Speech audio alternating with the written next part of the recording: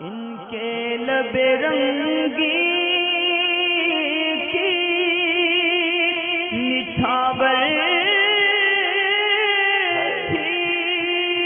کہ جس نے ایک بھائی کا سوال ہے کہ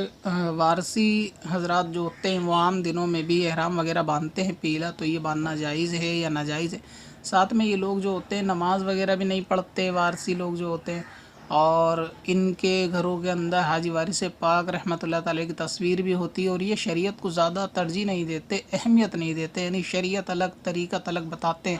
اور یہ کہ محبت میں سب جائز ہے، سب کر سکتے ہیں بول کے ایسے کرتے ہیں، نماز وغیرہ بھی نہیں پڑھتے۔ تو ان کا یہ سارے افعال جو ہیں وہ کیسے ہیں، صحیح ہیں یا غلط ہیں شریعت کے دائرے میں؟ ساتھ میں کہتے ہیں کہ میں آپ سے سوال اس لیے کرتا ہوں کیونکہ آپ بھی وارثی ہیں اور آپ میرے سوال کا جواب ضرور دیں گے۔ احرام کے تعلق سے پہلے بات کرتے ہیں کہ پیلا احرام جو باندھا جاتا ہے اکثر وارث پاک رحمۃ اللہ تعالی علیہ کے جو مریدین ان کے باندھتے ہیں احرام پوش، تو اس کے باندھنے میں تو شرعاً کوئی حرج نہیں ہے، احرام باندھنے میں کوئی ممانعت نہیں ہے، یہ کلر بھی جائز ہے شریعت کے اندر، تو اس کا احرام پہنا جا سکتا ہے۔ اور طواف کے علاوہ بھی اگر کوئی احرام باندھے، یعنی ایک چادر ہے اس کو جسم سے لپیٹ لیا جائے، اس کا نام احرام ہے، تو اس میں کوئی حرج نہیں ہوتا، مگر اس کے اندر دو چیزوں کی احتیاط بہت زیادہ ضروری ہے۔ ایک یہ کہ آدمی احرام باندھتے وقت اپنا کندھا کھلا نہ رکھے، جس طرح یعنی جو حج کے ٹائم پہ ایک کاندھا کھول کے رکھتے ہیں جو طواف میں مستحب ہوتا ہے، تو اس کو عام طواف کے غیر طواف میں اس کو نہ کھولا جائے، یہ غلط ہے۔ مفتی احمد یار خان نعیمی رحمۃ اللہ تعالی علیہ نے مشکات المصابیح کے اندر اس کو فرمایا ہے کہ احرام جو وارثی حضرات پہنتے ہیں اگر وہ کاندھا نہ کھولیں تو اس میں کوئی حرج کی بات نہیں۔ دوسرا یہ کہ سر وغیرہ بھی نہ کھلا رہے، کہ سر عام حالت میں بھی نہیں کھلنا چاہیے، ادب یہی ہے کہ سر ڈھکا ہونا چاہیے، بلکہ امامہ وغیرہ یہ سنت ہے، یا ٹوپی، اس میں بھی ان کا جو تصور رہتا ہے احرام کے ساتھ کہ احرام باندھ کر سر نہیں ڈھک سکتے لہٰذا ہم ٹوپی نہیں لگا سکتے، یہ تصور بالکل باطل، شریعت کے خلاف، اور ایسا خیال ناجائز، اور اس کو ٹوپی کو اس وقت پہننا، یہ سوچنا کہ گناہ ملے گا، یہ فعل یعنی یہ سوچ ہی سے ان کو گناہ ملے گا۔ اگر کوئی ایسی چیز جو آدمی خود پہ واجب کر لے، شریعت میں اس کی اصل نہ ہو، اور اس کو وہ واجب کے درجے پہ لے جائے کہ اگر میں ایسا کروں گا گناہ ملے گا، جبکہ شریعت میں اس کو گناہ دیا ہی نہیں، تو ایسی صورت میں اس کا خود کو گنہگار بتانا یا ایسے معاملے کو اسلام میں لازم کر دینا، یہ بالکل جہالت کی بات ہے، اس میں کسی طریقے کوئی دو رائے نہیں ہے۔ تو یہ تصور کر کے سر پہ ٹوپی نہ لگانا یہ غلط ہے۔ اور اگر کاندھے تو عموماً میں نے دیکھا ہے کہ نہیں کھولے جاتے، احرام مکمل ہی پہنتے ہیں، کاندھے نہیں کھولتے، مگر ٹوپی کا مسئلہ جو ہے جب معلوم کیا جاتا ہے تو یہی بتاتے ہیں کہ احرام میں ٹوپی نہیں باندھتے، تو جہاں احرام میں سر نہیں ڈھکتے وہ حج کے وقت میں ہے، یعنی وہ فعل وہاں کے ہیں، یہ اس کی مشابہت ہے، محبت ہے کہ باندھ لیا، مگر اس میں ٹوپی کا نہ پہننا اور اس کو لازم سمجھنا ضروری نہیں۔ ہاں اگر کوئی یہ سمجھتا ہے کہ نہیں ٹوپی ہم پہنتے نہیں ہیں، بس ہمارا دل نہیں ہے یا دوسرے کوئی معاملے، لیکن اس کو لازم نہیں سمجھتے، تو غلط تب بھی ہے کہ سنت کو چھوڑ کر دوسرا رستہ اختیار کیا جا رہا ہے، مگر یہ کہ اس صورت میں یہ نہیں کہہ سکتے کہ یہ آدمی ٹوپی نہ پہننے کو واجب قرار دے رہا ہے تو یہ گناہ گار ہے۔ باقی جو یہ سمجھتا ہے کہ ٹوپی پہنی ہی نہیں جا سکتی پیلے احرام میں حج کے علاوہ، تو وہ شخص ضرور غلطی پر ہے، وہ شخص ضرور گناہ گار ہے۔ تصویر کے تعلق سے بھی آپ نے عرض کی کہ گھر کے اندر تصویر رہتی ہے، تو اگر گھر کے اندر تصویر رہتی ہے اور وہ پردے میں بھی نہیں ہیں تو ایسی جگہ پر رحمت کے فرشتے نہیں آتے، حدیث پاک بالکل صراحت کے ساتھ موجود ہے، اس میں بھی کوئی دو رائے نہیں کہ وہ تصویر کا لٹکانا تعظیماً ہے تو لہٰذا وہ جائز نہیں ہے، اور اگر وہاں نماز پڑھی جائے گی اس گھر میں اور یہ تصویر آگے پیچھے دائیں بائیں ہوں تو پھر نماز کے مسئلے بھی کھڑے ہو سکتے ہیں، یعنی نماز مکروہ تحریمی ہو جائے گی، لہٰذا تصویر کو ایسی لگانی نہیں چاہیے، ہٹانا چاہیے، اور اگر کوئی ہٹانا نہیں چاہتا تو کم سے کم اس پہ پردے کا ایسا انتظام کرے کہ حالت نماز میں وہ درست ہو، حالت نماز میں کوئی اس میں تصویر کے ساتھ کراہت نہیں ہونی چاہیے۔ پھر آپ نے کہا کہ وارثی لوگ حضرات جتنے ہوتے ہیں وہ نماز نہیں پڑھتے، تو ہو سکتا ہے کہ اکثریت ان میں نماز نہیں پڑھتی ہو، چاہے وہ احرام پوشوں کی ہو یا غیر احرام پوشوں کی، اور وہ حال تو سنیوں کے اندر بہت زیادہ کثرت سے ہے، اب اس کے اندر خالی ان کو کہنے سے کوئی فائدہ نہیں۔ یہ آپ کی بات درست ہے کہ وہ شریعت سے زیادہ اہمیت دیتے ہیں طریقت کو، یعنی طریقت کیا ہے، شریعت کیا ہے اس چیز کو، اور یہ بھی خاص ان کے ساتھ جڑا ہوا نہیں ہے، یہ اکثر خانقاہوں کا مسئلہ کچھ کا بن چکا ہے کہ بعض طریقت والوں نے یا یہ کہیں صوفیزم کو بڑھاوا دینے کی وجہ سے یہ دونوں چیزیں اختیار کر لی ہیں۔ انشاءاللہ میں اس کا بھی خلاصہ عرض کرتا ہوں۔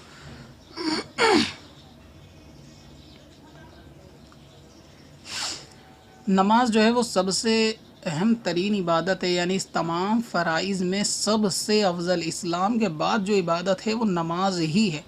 اگر کوئی شخص نماز نہیں پڑھتا تو اس کے لیے بہت سخت وعیدیں ہیں۔ صحابہ کرام کے وقت میں تو ایسے شخص کو کافر قرار دیا جاتا تھا، یعنی ان کا مسلک یہ تھا کہ جو شخص جان بوجھ کر نماز چھوڑ دے وہ کافر ہے۔ اور اس کی دلائل میں حدیث پاک بھی کثرت کے ساتھ ہے کہ جس نے ایک وقت کی نماز چھوڑ دی، سمجھو کہ اس کا گھر بار سب کچھ لٹ گیا، یعنی اس کے پاس کچھ نہیں ہے،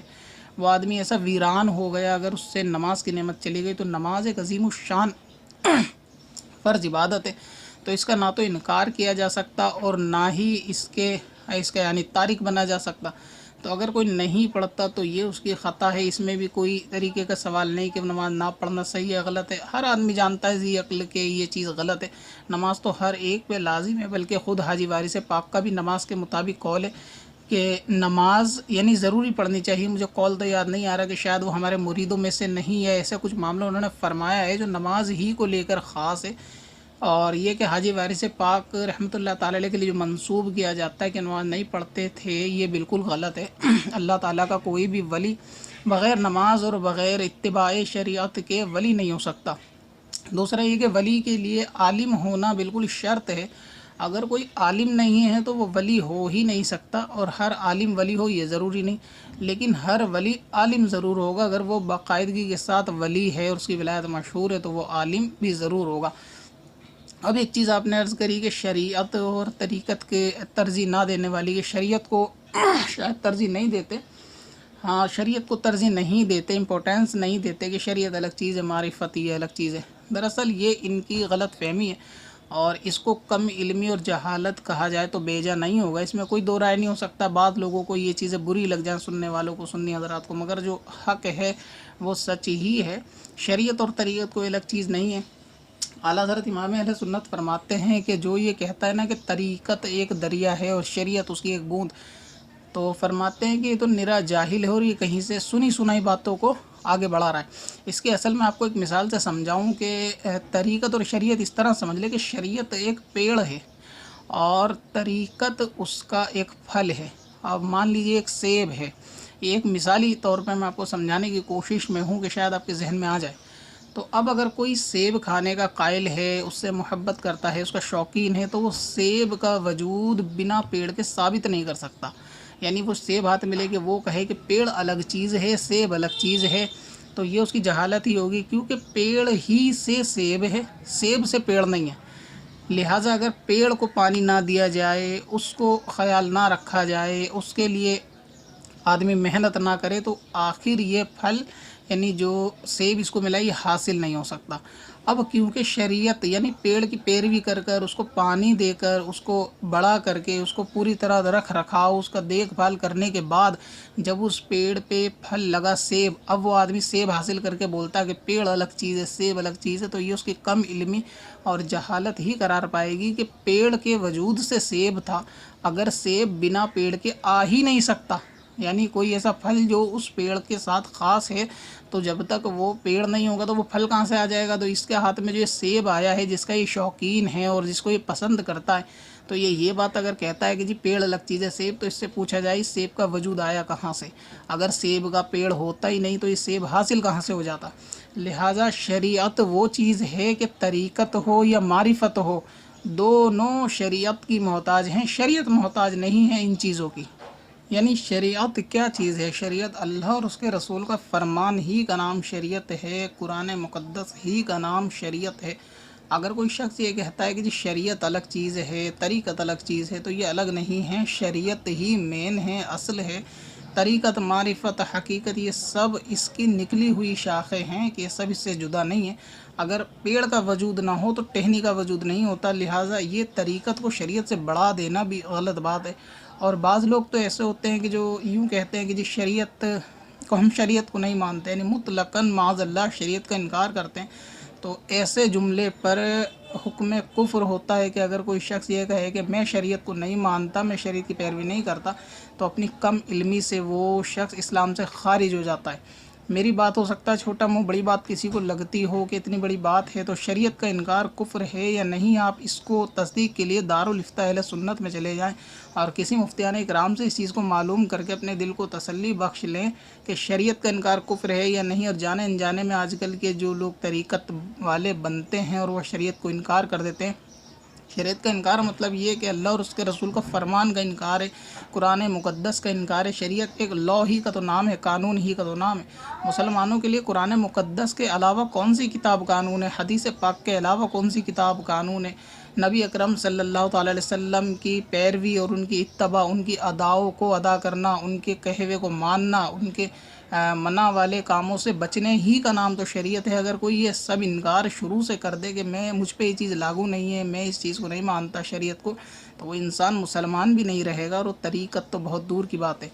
اعلیٰ حضرت امام اہل سنت فاضل بریلوی رضی اللہ تعالیٰ عنہ نے یہ شریعت کے معاملے میں، یعنی شریعت کی ضرورت کس کو ہے کس کو نہیں ہے، اس کے بارے میں ایک بہت پیارا جملہ میں آپ کے گوش گزار کرتا ہوں۔ فتاوی رضویہ شریف میں غالباً 21ویں جلد کے اندر امام اہل سنت فرماتے ہیں، اور اعلیٰ حضرت عظیم البرکت ایک بہت بڑے ولی کامل ہیں، یعنی امام تو ہیں، مجدد تو ہیں، نہیں امام اس کو محبت کہا جاتا ہے، لیکن بات یہ آ جاتی ہے جو حق بول دے جی وہ ہم اس کو نہیں مانتے، اعلیٰ حضرت کو نہیں مانتے۔ تو اعلیٰ حضرت کو نہیں مانو گے تو اعلیٰ حضرت کا کیا بگڑ جائے گا؟ جو حق بول دے اس کو نہیں مانو گے، کس کو نہیں مانو گے؟ نماز کی پابندی، شریعت کی پابندی تو خود نبی اکرم صلی اللہ علیہ وسلم نے دی ہے، تو کیا نبی کو بھی نہیں مانو گے؟ اور نبی کی پیروی کرنے کی پابندی اللہ تبارک و تعالیٰ نے قرآن مجید میں دی ہے، تو کیا اللہ تبارک و تعالیٰ کو بھی نہیں مانو گے؟ تو کس کا انکار کرو گے، اور انکار کر کے آخر جاؤ گے کہاں؟ اعلیٰ حضرت امام اہل سنت فتاوی رضویہ شریف میں فرماتے ہیں کہ شریعت کی ضرورت، یعنی شریعت کی حاجت ہر مسلمان کو ایک ایک سانس، ایک ایک لمحہ، ایک ایک پل پر اور مرتے دم تک ہے۔ دوبارہ آپ جملے سن لیں اعلیٰ حضرت امام اہل سنت کے، کہ جو لوگ یہ کہتے ہیں شریعت الگ چیز ہے، طریقت الگ چیز ہے، اعلیٰ حضرت فرماتے ہیں کہ شریعت کی ضرورت ہر ایک مسلمان کو ایک ایک پل، ایک ایک سانس، ایک ایک لمحے پر اور مرتے دم تک ہے۔ آگے فرماتے ہیں کہ طریقت والوں کو تو اور زیادہ، یعنی شریعت کی پیروی، شریعت کی ضرورت طریقت والوں کو اور زیادہ، کہ راستہ جتنا باریک ہوگا ہادی کی حاجت اتنی زیادہ ہوگی، یعنی راستہ جتنا باریک ہوگا مدد کرنے والے کی حاجت اتنی زیادہ ہوگی۔ آپ اس کو اس طرح سمجھ لیں کہ اگر کوئی شخص کسی استاد کی پیروی میں کسی کام پر چل دیا، یعنی کسی راہ اس نے پکڑ لی اور وہ چلتا ہے، تو اس کو ضرورت ہے کہ اپنے استاد کی ہمیشہ رہنمائی لیتا رہے کہ یہاں پہ کیا کرنا ہے۔ جب اس کا راستہ باریک ہو جائے گا، بہت زیادہ آگے پیچیدگی آئیں گی، تو اس کو استاد کی مدد کی ضرورت زیادہ پڑے گی۔ لہٰذا طریقت والوں کو تو چاہیے کہ شریعت کی پیروی، اتباع ان کو بنسبت عوام الناس زیادہ ہوتی ہے۔ بھئی ایک عوام ہے، وہ نہ متقی ہے، نہ پرہیزگار ہے، نہ اس کا کوئی وجود ہے اپنے علاقے میں، نہ اس کو کوئی دینی شخصیت جانتا ہے۔ اگر وہ نماز نہیں پڑھتا، گھومتا ہے، ناچتا ہے، پھرتا ہے، گناہ کام کرتا ہے، تو اس کی صحت پہ دنیا میں تو کوئی زیادہ فرق نہیں پڑے گا، کیونکہ لوگ اس کو کوئی دیندار سمجھتے نہیں۔ لیکن ایسی شخصیت کہ جس کو لوگ ایک اچھی نگاہ سے دیکھتے ہوں، اس کا کوئی وجود مانتے ہوں، جانتے ہوں، تو شریعت کی، متقی بننے کی، پرہیزگاری کی حاجت ان لوگوں کو زیادہ پڑتی ہے۔ اعلیٰ حضرت فرماتے ہیں کہ جو طریقت والا اس کو تو شریعت کی ضرورت بہت زیادہ ہے، کیونکہ اس کا ایک ایک فعل پہ لوگوں کی نظر ہوتی ہے۔ اگر کوئی کسی کو رہنما سمجھتا ہے تو وہ اس کے فعل کو دیکھتا ہے، اس کے افعال دیکھتا ہے کہ بھئی یہ کرتے کیا ہیں، تو اس کو زیادہ ضرورت ہے کہ وہ نمازوں کی کثرت سے پابندی تو ویسے بھی کرنی چاہیے، نوافل کی بھی پابندی کرے، پرہیزگاری بھی اختیار کرے، اپنے میں تقوی اختیار کرے، بزرگی اختیار کرے، وہ ایسے افعال کرے کہ بھئی نماز چھوڑ کے بیٹھ جائے اور وہ کہے جی میں طریقت والا ہوں، تو ان کے پاس جانے والے یا ان کو طریقت والا ماننے والے خود جاہل ہیں کیا؟ تو خود نماز نہیں پڑھتے، وہ خود اپنا دامن بچانا چاہتے ہیں، مگر یہ کہ اہل علم یا جس پہ اللہ تعالیٰ نے توفیق دی ہے، اس کو تھوڑی بھی سالم عقل ہوگی تو وہ اس چیز کو سمجھ جائے گا کہ جو نماز ہی نہیں پڑھتا وہ طریقت والا نہیں ہو سکتا۔ یہاں تک تو بات ہوئی آپ کے سوال کے مطابق جو آپ نے پوچھا تھا اس کے مطابق، مگر ایک چیز میں بہت زیادہ ضروری عرض کر دوں کہ جس طرح آپ نے فرمایا تھا، یا آپ نے نہیں مگر بعض لوگوں کا خیال ہوتا ہے کہ سارے ہی لوگ اس طریقے سے ہوتے ہیں، تو میں ان کے لیے عرض کروں کہ کچھ لوگوں کی نسبت پورے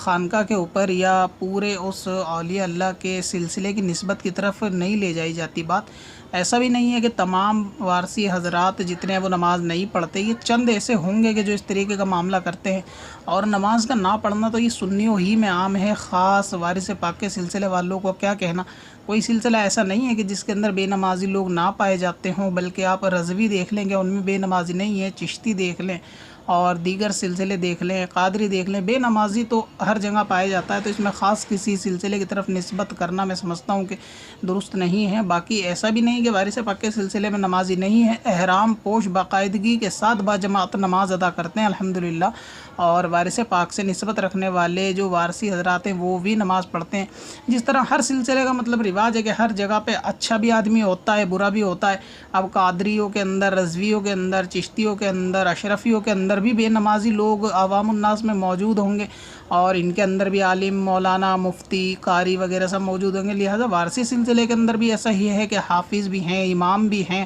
اور مؤذن بھی ہیں، مفتی بھی ہیں، عالم بھی ہیں، ساتھ تمام اچھے برے لوگ ہر سلسلے کی طرف ہوتے ہیں، مگر کسی خاص کے لیے یہ کہہ دینا کہ چند لوگوں کی وجہ سے پورے سلسلے کو یہ کہنا کہ یہ تمام ہی لوگ مطلب وارثی سارے ہی ایسا نہیں کرتے، یہ چیز عوام میں تھوڑی غلط ہے، اور یہ لوگوں میں غلط تھوڑا مسئلہ مشہور بھی ہے، جبکہ ایسا نہیں ہے۔ جو غلط ہیں اس کو بالکل غلط کہا جائے گا۔ اگر کوئی نماز نہیں پڑھتا، اگرچہ کیسے ہی سلسلے کا ہو وہ غلط ہوگا، مگر اس نہ پڑھنے کی وجہ سے اس سلسلے کو نہیں کہا جائے گا، کیونکہ اس سلسلے جس ولی سے نسبت ہوتی ہے ہمیں نظر ان اولیاء پہ رکھنی ہوتی ہے، نہ کہ عوام پہ کہ عوام کیا کرتے ہیں۔ اگر اس طرح عوام کو دیکھ کر سلسلے کو آدمی ٹارگٹ کرے گا تو دیکھیں مسلمان شراب بھی پیتا ہے اور گناہ دیگر بھی کرتا ہے، تو اب مسلمان شراب پیے گا تو اس کو یہ نہیں کہا جا سکتا کہ اسلام ہی معاذ اللہ برا ہے یا اسلام نے یہ تعلیم دی ہے، اس کا ذاتی فعل ہے۔ تو اس طرح اگر کوئی شخص ہے، چاہے وہ احرام پوش ہو، غیر احرام پوش نماز نہیں پڑھتا، شریعت کا انکار کرتا ہے، یا کوئی کفر یا شرک یا جملے کرتا ہے، یا دوسرے سلسلے کے اندر جو ہیں، دوسرے سلاسل کے اندر بھی یہ لوگ موجود ہیں کہ چرس، گانجا، افیوم اور دیگر خرافات، شراب، نشہ وغیرہ کرتے ہیں، تو ان کا ذاتی معاملہ ہے، نہ تو سلسلے نے اجازت دی ہے، نہ ہی اس کی شریعت اور اسلام نے اجازت دی ہے، مگر ان چند لوگوں کی وجہ سے تمام کو ٹارگٹ کرنا، سلسلے کو ٹارگٹ کرنا، یہ برا سمجھنا یہ بالکل بھی صحیح نہیں ہے۔ ہر سلسلے میں اچھے لوگ باقاعدہ موجود ہیں، نمازی، پرہیزگار، متقی بھی وارث پاک کے سلسلے میں موجود ہیں۔ پتھر میں حسن لالے پرنوار